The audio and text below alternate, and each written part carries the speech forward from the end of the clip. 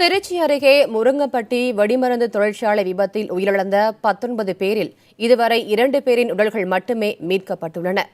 மற்றவர்களின் உடல்கள் உருக்குலைந்துவிட்டன. உடல்கள் கிடைக்காததால் விபத்து நேரிட்ட இடத்திலிருந்து மண்ணை எடுத்துச் செல்கின்றனர் அவர்களது உறவினர்கள்.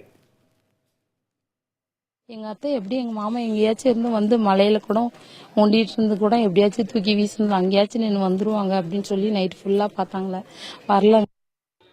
இவரை போலவே துறையூர் முருங்கப்பட்டி வெடிபொருள் தயாரிப்பு தொழிற்சாலையில் ஏற்பட்ட வெடி விபத்தில் சிக்கிய தொழிலாளர்கள் எப்படியேனும் மீட்கப்படுவார்கள் என்று நினைத்திருந்த அனைவரது நம்பிக்கையையும் பொய்யாக்கிவிட்டது. 19 பேர் உயிரிழந்து விட்டார்கள் என்ற அறிவிப்பு. உயிரிழந்தவர்களின் உடலாவது கிடைத்து விடாதா என்ற எதிர்பார்ப்புடன் இரவு முழுவதும் காத்திருந்த குடும்பத்தினருக்கும் ஏமாற்றமே மிஞ்சியுள்ளது. வெற்றிவேல் வெடிமருந்து தொழிற்சாலையில் விபத்து நேரிட்ட கட்டடத்தின் தரைதளம் முழுவதும் இருந்த இடம் தெரியாமல் போய்விட்டது. அத்துடன் சேர்த்து அங்கு பணியாற்றிய தொழிலாளர்களின் உடல்களும் உருத்தெரியாமல் சிதைந்து மண்ணில் மறைந்து விட்டது. இறுதிச் சடங்கு செய்ய தொழிலாளர்களின் உடல்கள் கிடைக்காததால் அவர்கள் கடைசியாக பணிபுரிந்த இடத்தில் இருந்து மண்ணை எள்ளி செல்லுகின்றனர் உறவினர்கள். இதை எடுத்துட்டு போய் நாங்கள் எங்கள் முறைப்படி நாங்கள் அடக்கம் செய்வோம் சார். கல்லறையில் வச்சு அடக்கம் செய்வோம் சார். அதான் சார் எடுத்துட்டு போயிட்டு இருக்கோம்.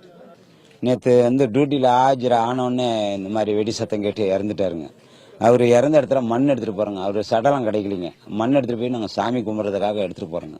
கடைசியா ஒரு முறைங்க என்னை காட்டுங்க, அதாச்சும் எனக்கு எங்க வீட்டுக்கார என்னை மனசார பார்த்த மாதிரி இருக்கும் அப்படின்னு சொல்லிட்டு எங்க ரொம்ப அழுதுட்டு வீட்டுல இது பண்ணவும் கூட்டிட்டு போவாங்க.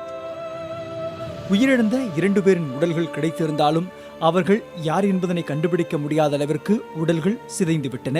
காலையில் ஒன்றாக வாகனத்தில் பணிக்கு வந்தவர்கள் ஒரே நொடியில் மண்ணோடு மண்ணானதை பார்த்து சக தொழிலாளர்கள் மிரட்சி அடைந்துள்ளனர். தொழிற்சாலை முறையாக பராமரிக்கப்படாததே இந்த கோர விபத்திற்கு காரணம் என கூறுகின்றனர் உயிருடன் மீட்கப்பட்ட தொழிலாளர்கள். நைட்டு ஷிஃப்ட் பார்த்தவங்க அதில் டெம்பரேச்சர் லீக்கேஜ் ஆகுது, அதை கொஞ்சம் சரி பண்ணுங்கன்னு சொல்லியிருக்கிறாங்க. அந்த ஷிஃப்ட் பார்க்குறவங்களுக்கு அவங்க யாருமே அதை கவனத்தில் வைக்காதனால இது விபத்து ஏற்பட்டு இருக்குது. நிறைய இது மாதிரி ப்ராப்ளம் அடிக்கடி வரும் சார். சின்ன சின்ன சரியான மெயின்டெனன்ஸ்லாம் பண்ண மாட்டாங்க. அவங்க சொல்லுவோம், கம்ப்ளைண்ட் பண்ணுவோம், திருப்பி செஞ்சு கொடுக்குறோமா முறையாக நிர்வாகம் கவனிக்கிறது இல்லை.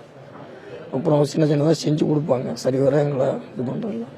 சரி இப்படின்ட்டு போனேன். இது வரைக்கும் 15 வருஷமாக அங்கே வேலை செய்கிறேன். இன்னும் நடக்கல, நல்லபடியாக இருக்கும். திடீர்னு இன்னைக்கு எதிர்பாராதமாக இது நடந்தது. எங்களுக்கு என்ன ஏதுன்னே தெரியல சார்.